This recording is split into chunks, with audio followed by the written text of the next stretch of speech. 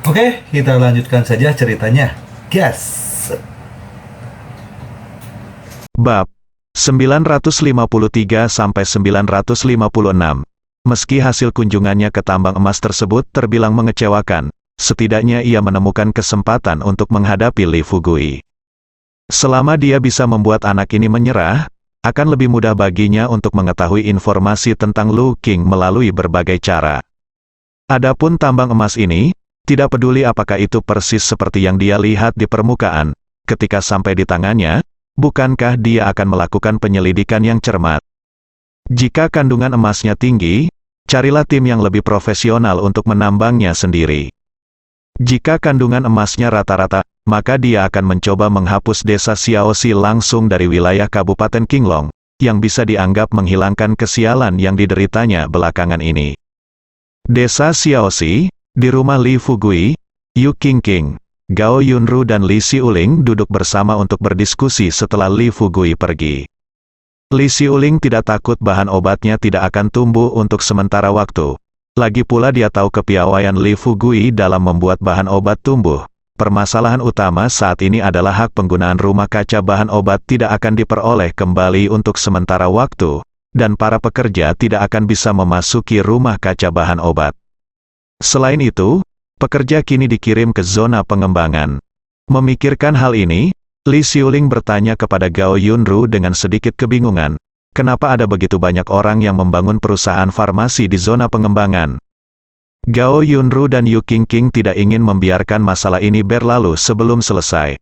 Terlalu banyak orang yang mengetahuinya, tapi saat ini Li Xiuling memiliki pemikiran yang sama dengan mereka, jadi tidak ada salahnya memberitahunya.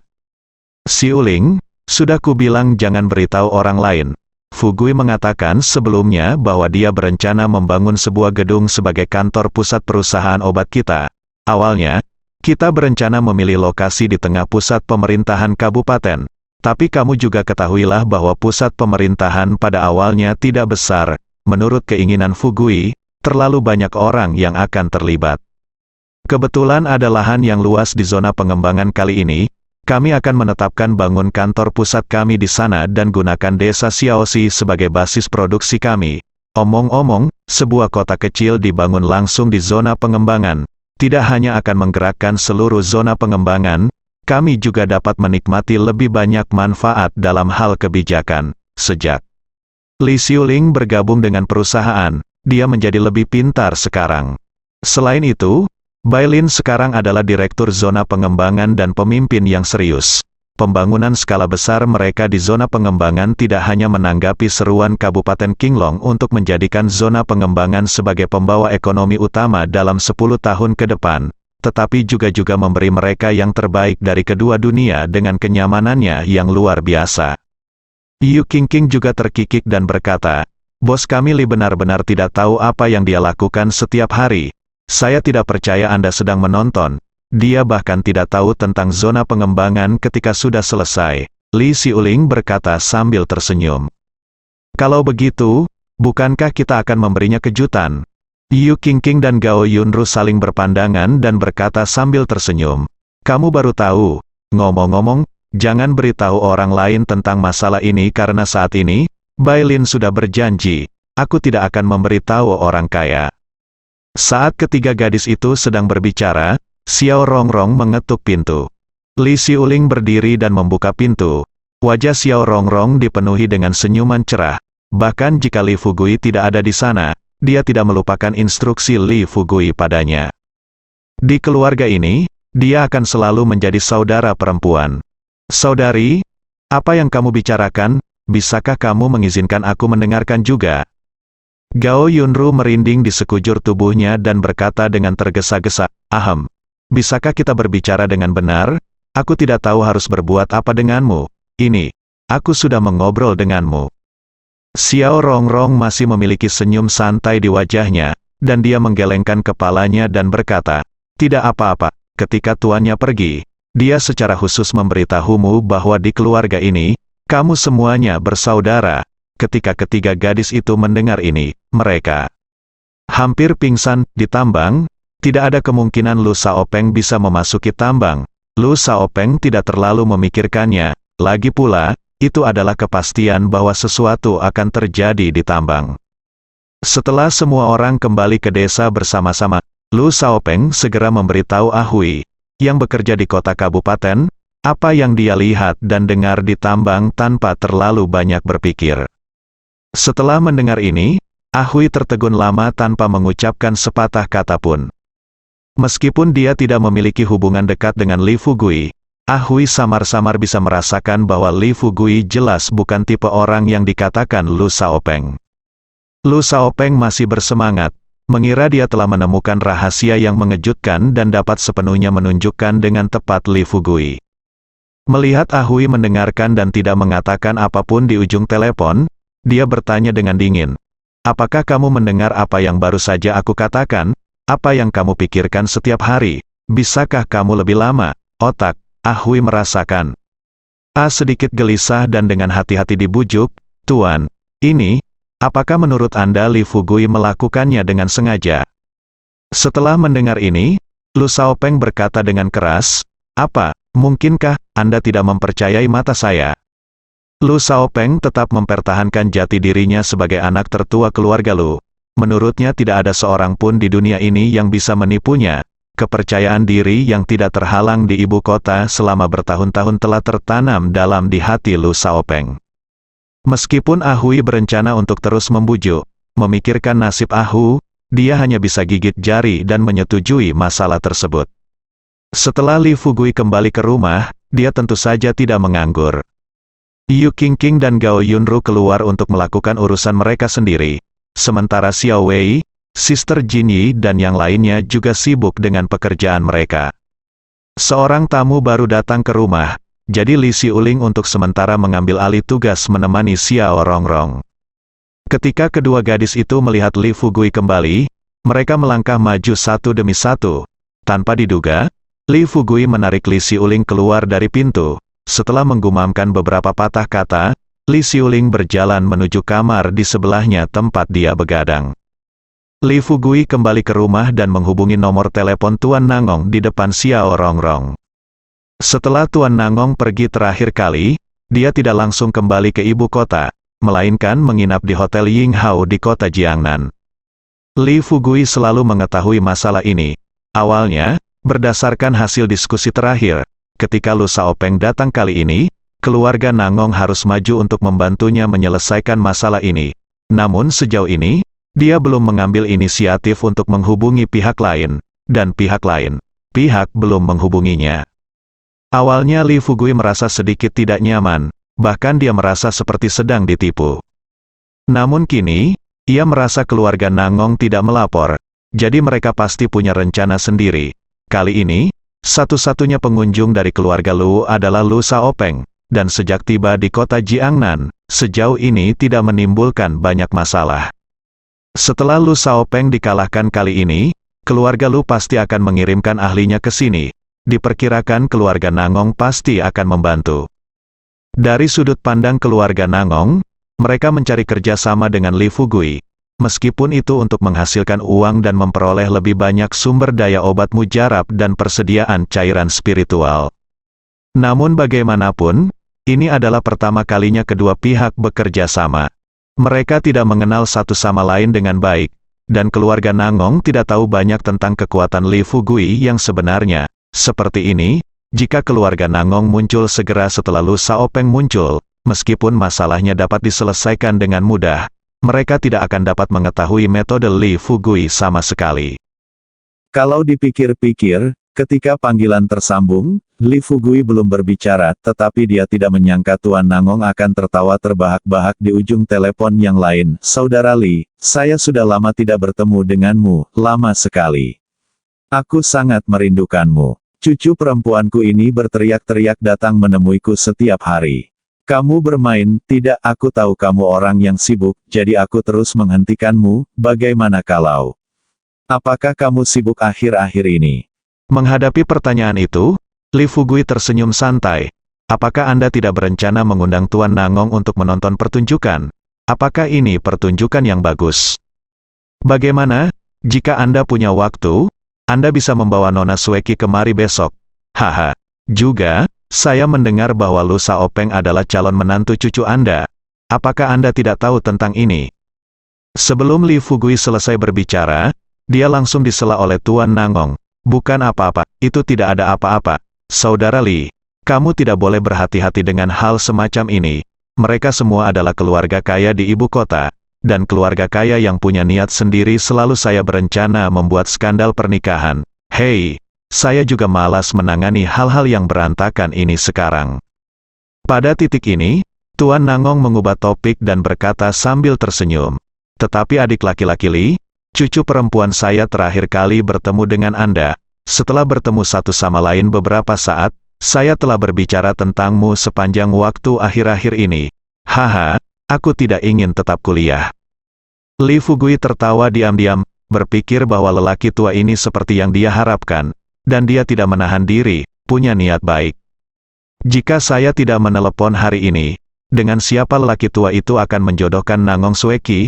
Sekarang dia melihat kekuatannya, ditambah dengan sumber daya obat mujarab yang tak ada habisnya di tangannya, dia bergegas untuk menjodohkan Nangong Sueki dengan dirinya sendiri.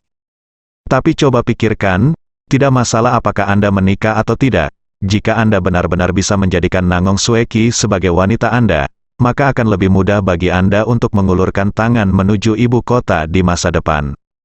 Selain itu, ia kini mendapat restu dari Nian Gong, sehingga ia tidak khawatir akan dikhianati oleh keluarga Nangong. Memikirkan hal ini, Li Fugui berkata sambil tersenyum, Tuan Nangong, Anda tidak boleh membuat lelucon seperti itu. Siapa Nona Guifu? Siapa saya? Anda bukan dari keluarga yang tepat, Anda tidak boleh melakukannya. Tentu saja, apakah saya akan senang berteman dengan Nona Nangong? Menikah, pemikiran yang indah, ada begitu banyak wanita di sekitarku. Meskipun aku harus memilih, pilihan pertamaku adalah istriku Li Xiuling. Sedangkan bagi orang lain, mencintainya adalah satu hal, tapi siapa yang tidak memiliki hati yang utilitarian?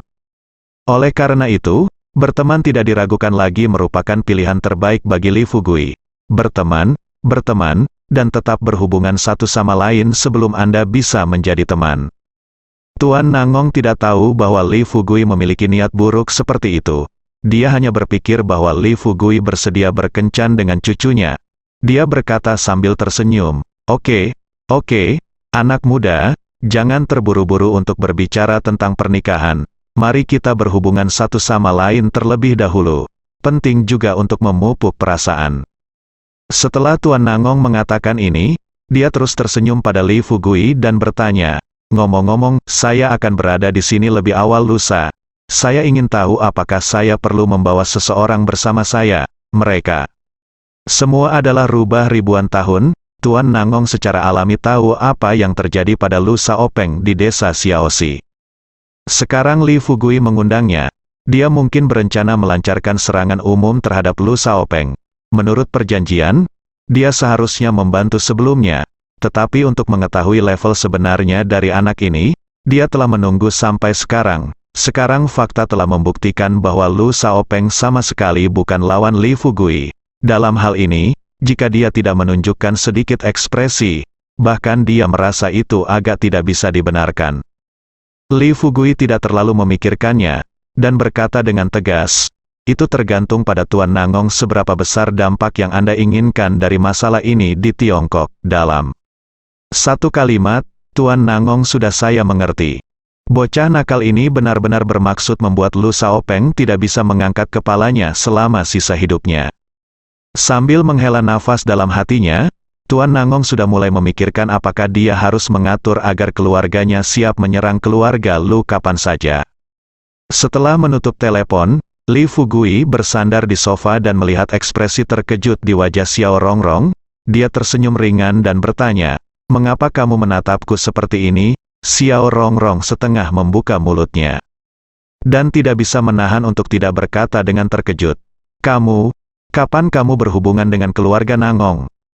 Meskipun keluarga Nangong di ibu kota hanyalah keluarga kaya, mereka adalah salah satu dari 4 keluarga kaya di ibu kota.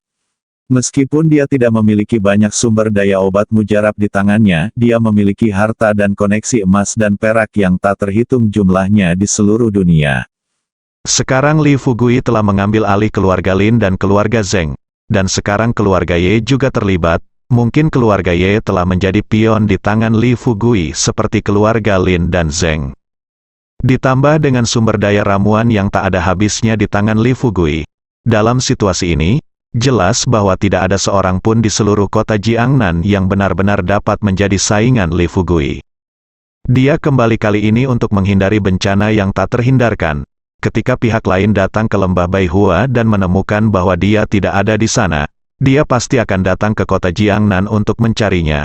Saat ini, selama dia bisa menemukan cara untuk tetap bersama Li Fugui, maka dia akan aman.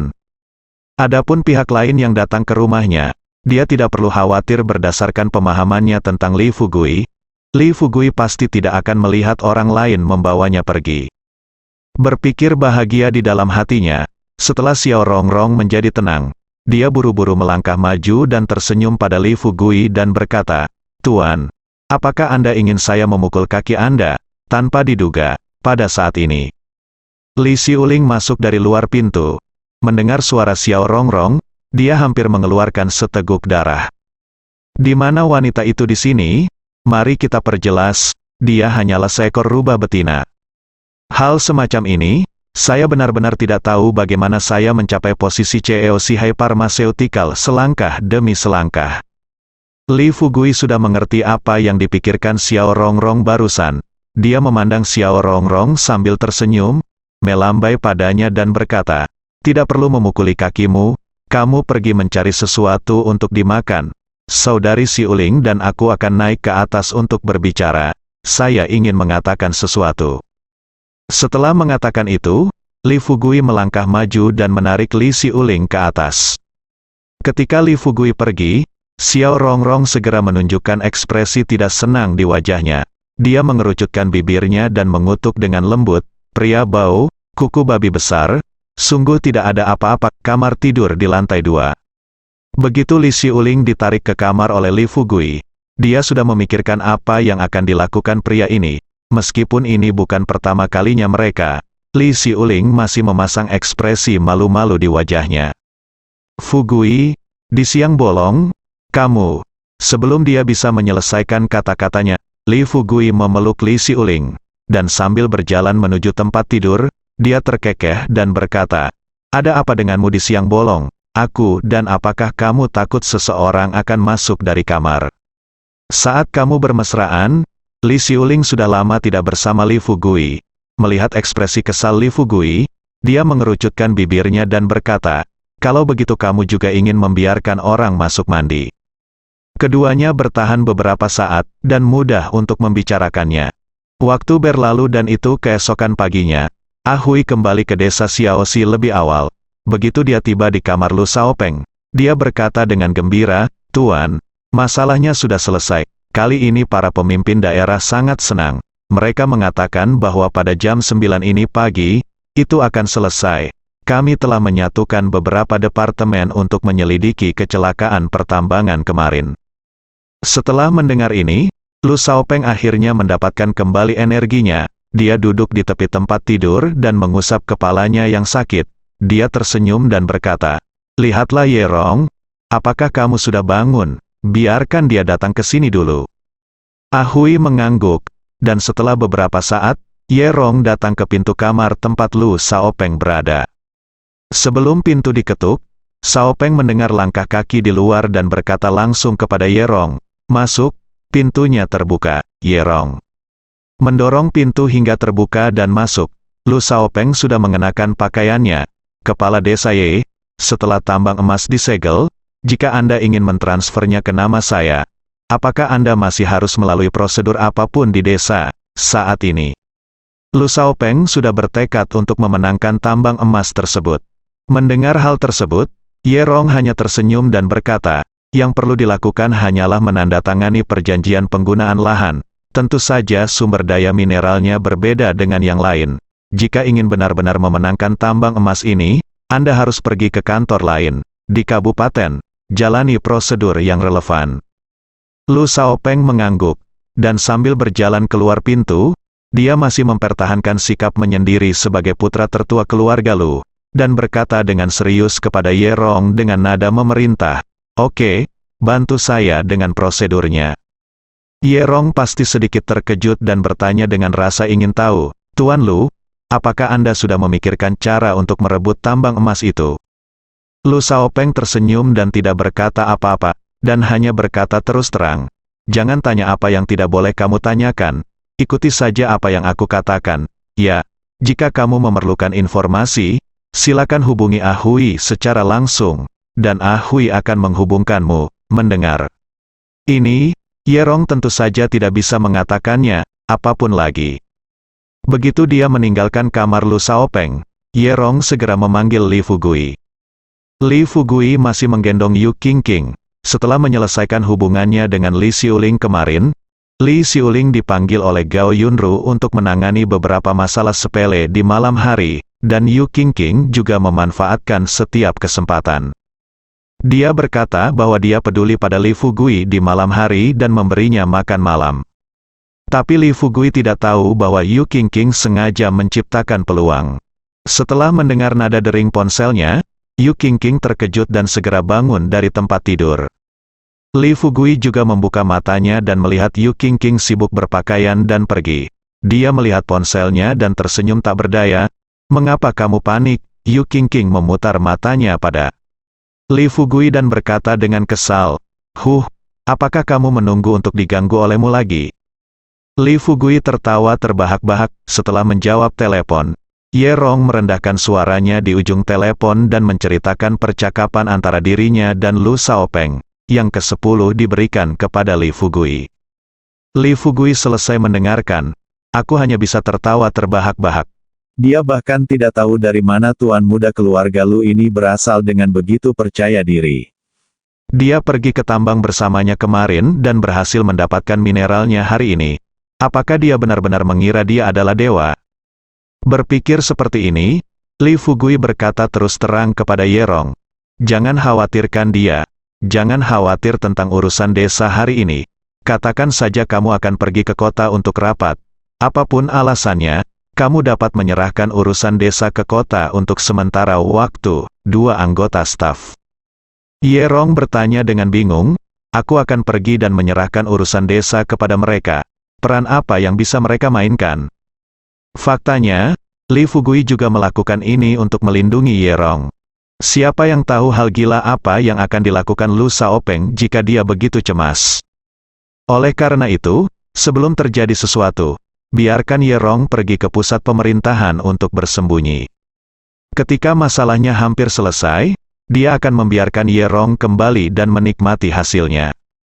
Bagaimanapun, Ye Rong bisa dianggap wanitanya sendiri.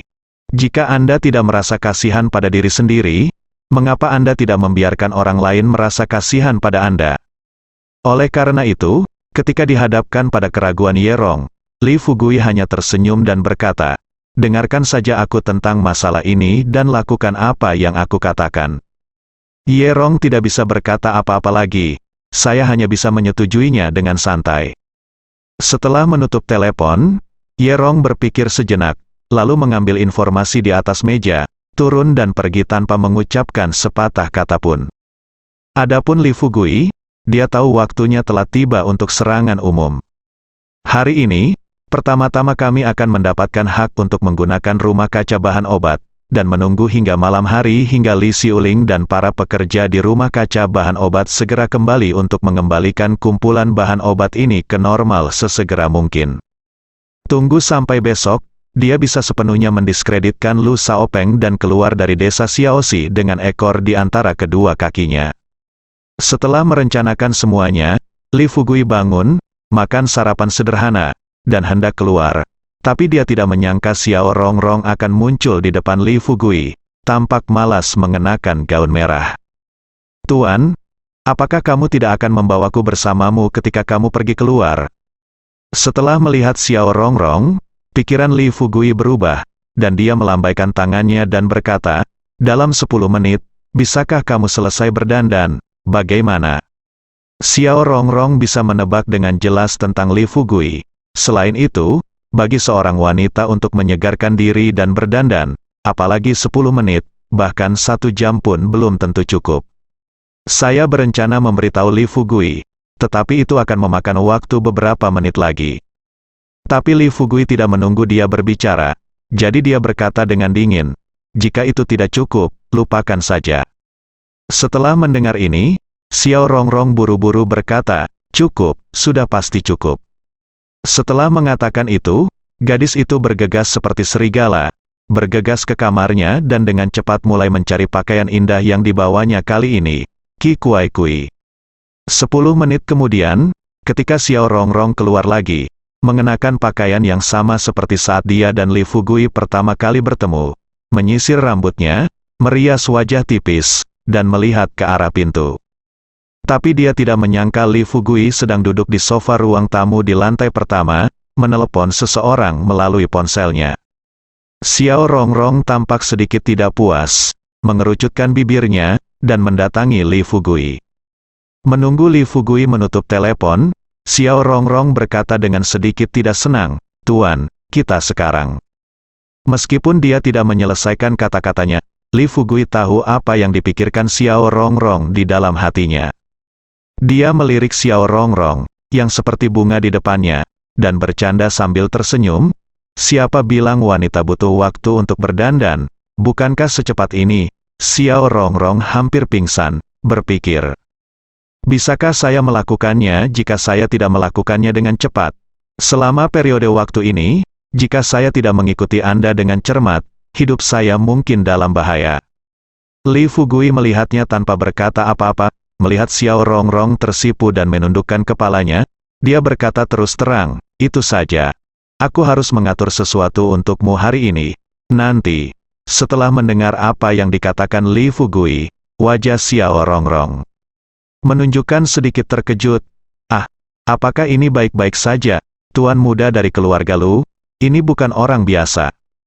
Li Fugui tersenyum percaya diri dan berkata, Apakah keluarga Lu masih memiliki kekuatan untuk pergi berbelanja dengan keluarga Henangong?" Dengan satu kata, Xiao Rongrong menjadi terdiam. Li Fugui menelepon keluarga Nangong kemarin, dan dia mendengarnya dengan telinganya sendiri. Dengan kekuatan Li Fugui saat ini, dia sendiri yang bisa membuat keluarga Lu minum. Jika keluarga Nangong ditambahkan sekarang, kecil kemungkinan keluarga Lu akan menimbulkan masalah di sini. Selain itu, Li Fugui sudah tidak seperti dulu lagi. Selain kekuatannya sendiri, terakhir kali dia langsung menjabat sebagai presiden perusahaan konferensi pengobatan spiritual di kota Qingzhou. Oke, semuanya akan tergantung pada kebijaksanaan tuannya. Li Fugui perlahan-lahan menghilangkan senyum di wajahnya dan menatap Xiao Rongrong. Melalui mata Li Fugui, Xiao Rongrong segera memahami pikiran Li Fugui dan terkikik. "Tuan Li, saya salah." Li Fugui tertawa terbahak-bahak, berdiri dan berkata, "Ayo pergi. Mari kita menonton kesenangan bersama. Pergi." Setelah keduanya keluar, mereka berjalan langsung menuju komite desa. Pagi, tidak lama setelah hari gelap, hampir seluruh desa di desa Xiaoxi melakukan mobilisasi. Penduduk desa sambil memegang sekop, arit, dan palu di tangan mereka berkumpul mengelilingi komite desa. Di antara mereka, pemimpinnya tentu saja adalah Da Zuang dan Erlengsi yang kembali semalam tadi malam. Setelah dua anggota staf di kota melihat begitu banyak penduduk desa membobol komite desa, mereka langsung merasa bahwa Land Rover yang diberikan oleh Li Fugui tidak lagi enak. Tanpa pikir panjang, mereka berdua mengikuti jendela belakang, mengolesi sol sepatu, dan melarikan diri. Lu Xiaopeng dan Ah Hui, yang masih menunggu di kamar mereka hingga para pemimpin daerah datang dan merebut tambang emas tersebut, saling berpandangan setelah mendengar suara berisik di luar, dan Ah Hui keluar untuk memeriksanya. Anda tidak akan mengetahuinya jika Anda tidak melihatnya, tapi Ah Hui langsung terkejut saat melihatnya. Kerumunan besar sudah memenuhi kompleks komite desa. Penonton sangat marah, dan para pemuda terkemuka bahkan berteriak dengan marah, "Beri saya cara untuk menjadi kaya, kembalikan bahan obat China saya, kembalikan tanah saya, kembalikan uang hasil jerih payah saya." Kerumunan di belakang mereka meraung keras. Ah Hui, yang menyadari ada yang tidak beres dengan situasinya, buru-buru berkata kepada Lu Xiaopeng, "Tuan, ada yang tidak beres dengan situasinya, Anda harus pergi dulu, sangat disayangkan."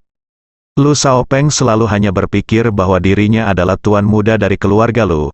Namun ia mengabaikan satu hal, yaitu keluarga Lu masih ribuan mil jauhnya dari desa Xiaoxi. Sekalipun keluarga Lu memiliki ahli di ibu kota, ahli tersebut bukanlah Sun Wukong. Mereka dapat mencapai desa Xiaoxi hanya dengan melakukan jungkir balik. Pergi? Kamu ingin aku pergi dari mana? Ah Hui melihat ke jendela. Tetapi ketika matanya tertuju pada wajah Lu Xiaopeng, Ah Hui akhirnya tidak berani mengucapkan kata-kata, memanjat melalui jendela dan melarikan diri. Lu Xiaopeng mendengus dingin, berdiri dan berkata terus terang, sekelompok orang biasa yang tidak tahu apa-apa ingin melawanku sekarang, dan mereka bahkan tidak ingin melihat apakah mereka bisa mengalahkanku.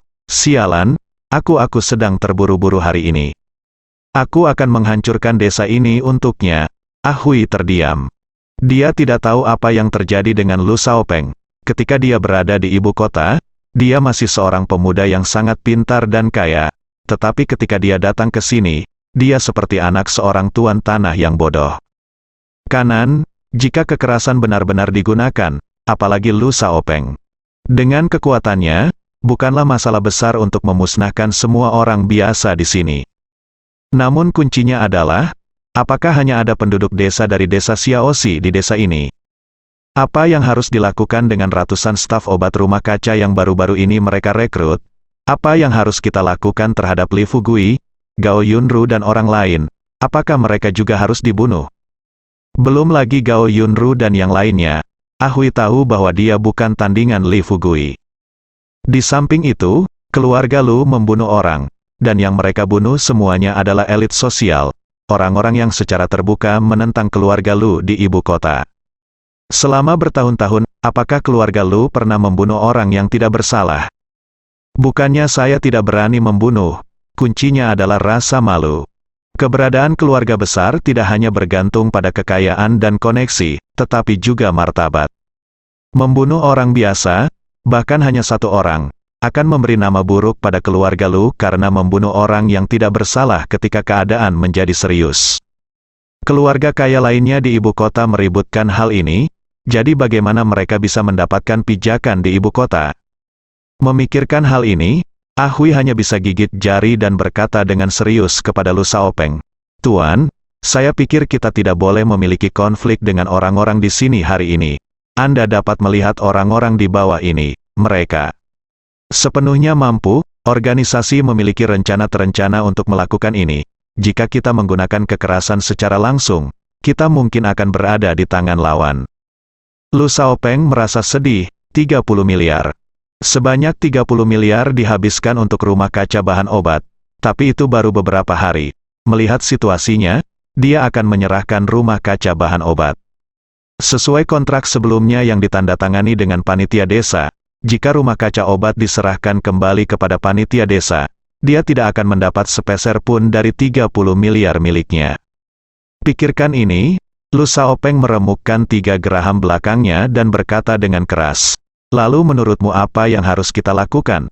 Apakah kita akan menelan ini? Haruskah kita juga mengambil inisiatif untuk menyerahkan rumah kaca obat? Ah Hui mengangguk dan membujuk dengan sungguh-sungguh, Tuan. Ini yang terbaik untuk saat ini, pikirkanlah, jika kita dapat mengambil inisiatif untuk menyerahkan rumah kaca obat sekarang, meskipun kita telah kehilangan banyak uang, kita dapat memberitahu lebih banyak orang bahwa keluarga Lu kita kaya dan jujur. Dari sudut pandang saat ini, kami memang sedang diintimidasi, tetapi dari sudut pandang jangka panjang, ini dapat dianggap sebagai gelombang publisitas bagi kami yang menyamar. Lu Xiaopeng mengertakkan gigi bajanya. Penglihatannya menjadi hitam lagi, dan bersamaan dengan rasa sakit yang menusuk di dadanya, dia merasakan gelombang hangat di dadanya, dan kemudian, seteguk darah tua muncrat dari mulutnya. Ah Hui melihatnya dan buru-buru melangkah maju untuk membantu Lu Xiaopeng, dan bertanya dengan prihatin, Tuan, ada apa denganmu? Apakah kamu baik-baik saja, Tuan? Lu Xiaopeng duduk di kursi, menutupi dadanya dengan tangannya, dan menggoyangkan tangannya, kepala dengan wajah pucat, mengeluarkan sebotol cairan spiritual dari tubuhnya, meminumnya dalam sekali teguk, lalu menyeka darah dari sudut mulutnya. Oke, hari ini aku, Lu Xiaopeng, mengaku kalah.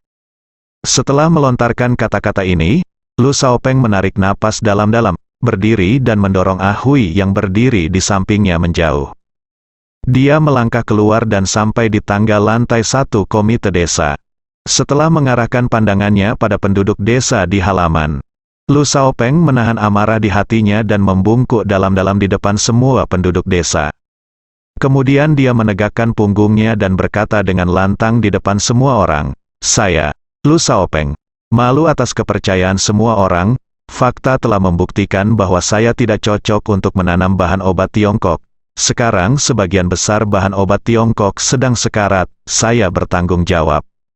Di sini, saya dengan sungguh-sungguh dapat memberitahu Anda bahwa mulai sekarang, saya akan menarik diri dari budidaya rumah kaca bahan obat di desa Xiaoxi. Sesuai perjanjian sebelumnya, saya akan mengembalikan hak penggunaan rumah kaca bahan obat ini ke desa." Ketika kata-kata ini jatuh, pemandangan itu benar-benar sunyi. Namun tak lama kemudian, suara Li Fugui terdengar dari belakang kerumunan. "Oh, oke, saya mengerti, saya akan memberitahu orang-orang sekarang. Baiklah, jangan khawatir, tidak apa-apa." Tuan Lu hanya mengatakan bahwa dia bersedia tangan atas hak untuk menggunakan rumah kaca obat. "Saya mengerti, jangan khawatir," bersambung